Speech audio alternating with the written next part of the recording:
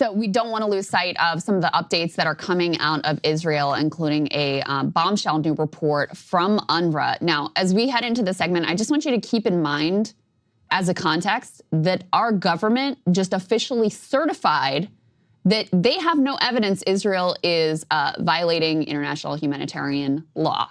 Okay? Keep that in mind as we move forward. Let's put this latest report from UNRWA on detainees, Palestinian detainees being held by Israel, being tortured. This matches up, by the way, with a number of prior media accounts. But I want to give you some of the specifics here because they really matter. So first of all, let me read a little bit from this report. They say ill treatment of detainees was reported to have occurred primarily while in the barracks and to have intensified in advance of interrogation sessions. This included being subjected to beatings while made to lie on a thin mattress on top of rubble for hours without food, water, or access to a toilet, with their legs and hands bound with plastic ties. As a side note, there are doctors who came out and said that amputations of limbs because of handcuffing procedures was commonplace in these facilities. The report goes on to say several detainees reported being forced into cages and attacked by dogs. Some released detainees, including a child, had dog bite wounds on their body. Detainees were threatened with prolonged detention, injury, or the killing of family members if they did not provide requested information.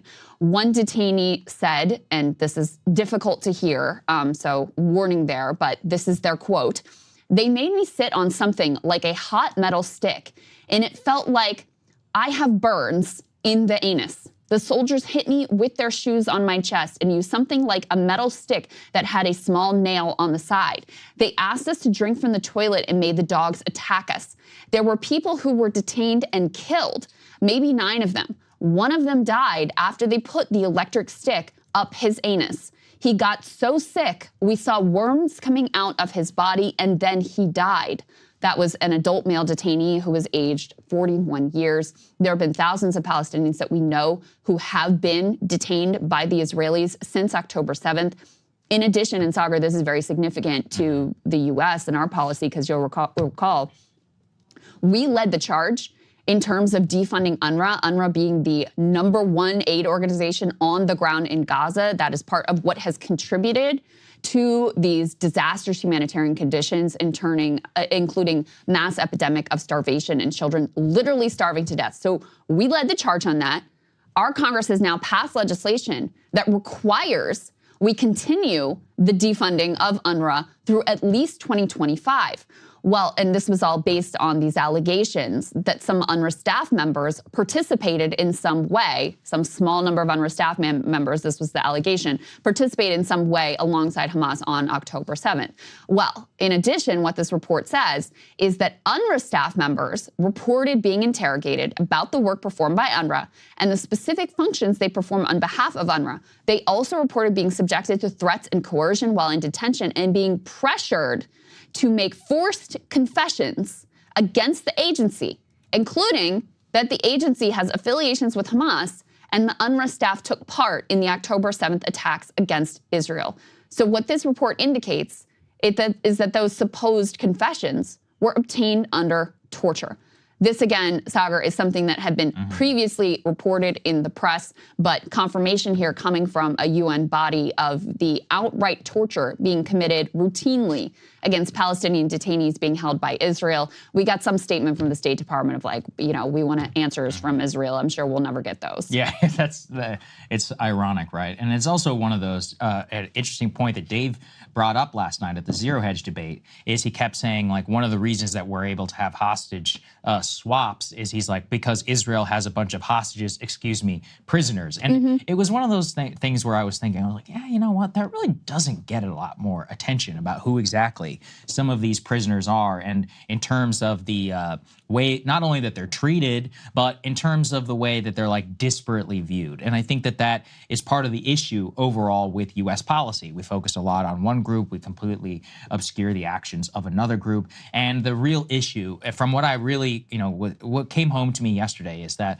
for the pro-Israel side, moral relativism itself is the enemy. And the enemy of that, and I understand that to a certain extent, but the issue is that whenever we're talking here, specifically about the government, a third-party actor, allegedly, for the U.S., and our disparate treatment and the way that we view one group and not the other group, I think that's where everything just completely falls apart, because we're not even talking about our interests here. We're just like blindly supporting another group. Well, there's just a blanket assumption that if it's the actions of Israelis, if they do something wrong, which, you know, comes with a lot of, well, I don't know, who said that, and we need proof, and whatever, and maybe it's just Hamas made this up, or you're anti-Semitic, that's why you're saying this. But if they, in some rare instance, did something wrong, it was always with the best of intentions. Whereas if it was a Palestinian, and certainly if it was Hamas that did something wrong, well, the worst possible intentions are assumed. And so you can, you know, some of the comments that were made with a straight face about like, well, Israel doesn't intentionally target civilians. It's like, have you been watching the same war that we have, where they literally announce a complete siege that definitionally targets literally every civilian in the Gaza Strip? Not to mention, you know, the revelations that just came out about this AI software, Where's Daddy, where they're intentionally waiting for militants to go home so that they are killed alongside their wives, children, other relatives, any other civilian who happens to be around. There's something else that is very disturbing about the way the Israelis have talked about and conducted this assault, which is they've just made the blanket assumption that any man who is even proximately fighting age is a terrorist. And that's been sort of accepted by the media. And I get it in terms of when we're looking at how many people have been killed. You know for sure if it's a woman or a child, okay, they're a civilian, so we'll count them. And then you just sort of assume then that every man who's being slaughtered deserved to be killed or deserved to be detained and tortured and had a metal rod shoved up their ass. Like there's like an actual war on men and assumption that they are inherently guilty if they happen to be of fighting age, that I find to be very deeply, deeply disturbing. At the same time, we're getting another bombshell report about our own government, which again, remember the context of this segment, just certified so that we can continue to ship Israel weapons, that Israel is not violating international humanitarian law or committing war crimes. Okay, put this up on the screen. So our Secretary of State, Tony Blinken, is sitting on staff recommendations to sanction certain Israeli military units which were linked to killings or rapes. This is a ProPublica report. Let me read you a little bit of this. A special State Department panel recommended months ago that Tony Blinken disqualify multiple Israeli military and police units from receiving U.S. aid after reviewing allegations they committed serious human rights abuses. But Blinken has failed to act on the proposal in the face of growing international criticisms of the Israeli military's conduct in Gaza. The incidents under review mostly took place in the West Bank and occurred before October 7th.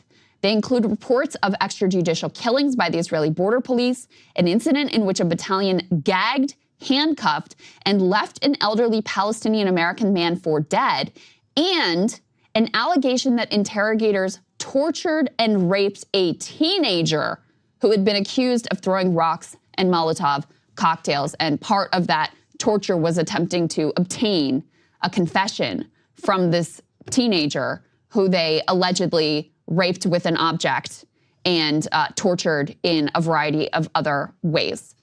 So let me just underscore for you. Number one, this was before October 7th. So this idea that everything was all hunky-dory and peaceful and there was a ceasefire and whatever before October 7th, clearly nonsense. This was the West Bank. This wasn't even Gaza. So you can't do, but Hamas with any of this. And second of all, when the State Department came out and said, we have no evidence that they've committed human rights abuses, it's a lie. It's just a lie.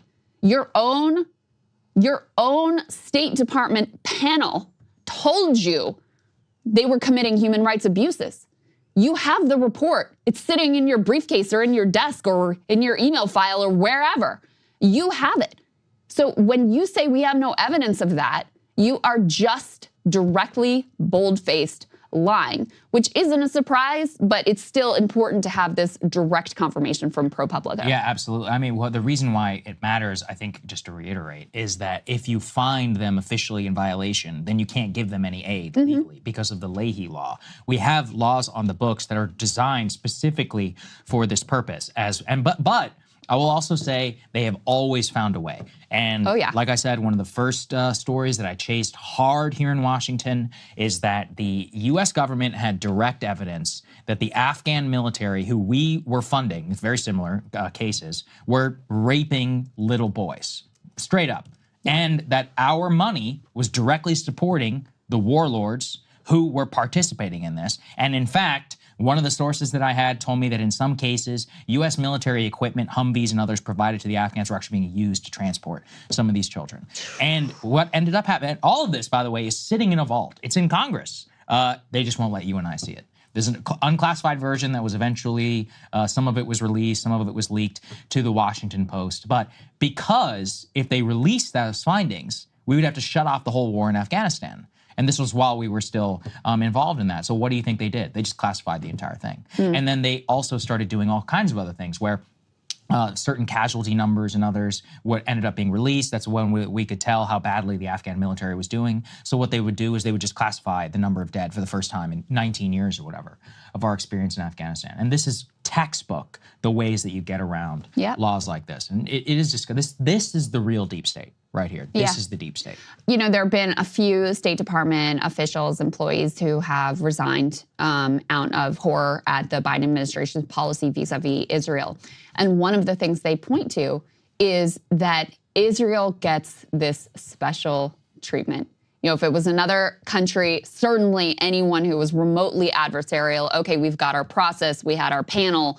This panel specifically exists to look at potential human rights abuses with regards to Israel specifically. Like, that's the whole point of the panel. Any other country has that panel, they make their recommendations, actions are generally taken. You're making a good point about how there are other exceptions as well. But that Israel is treated unlike other nation. And it really turns on the head, you know, the thing that gets thrown at people who are especially trying to support Palestinian rights or who are deeply concerned about this conflict or are saying, hey, I'm going to vote based on Joe Biden's facilitation of the slaughter of Palestinians here. It's, well, why are you singling out Israel? Why are you just picking on Israel?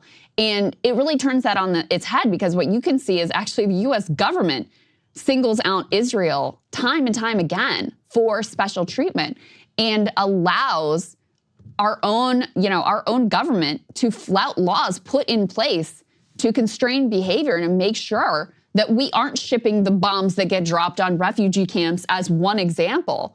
But when it comes to Israel, all of that gets buried, it gets pushed aside. There's a special procedure that's different from when it comes to other countries.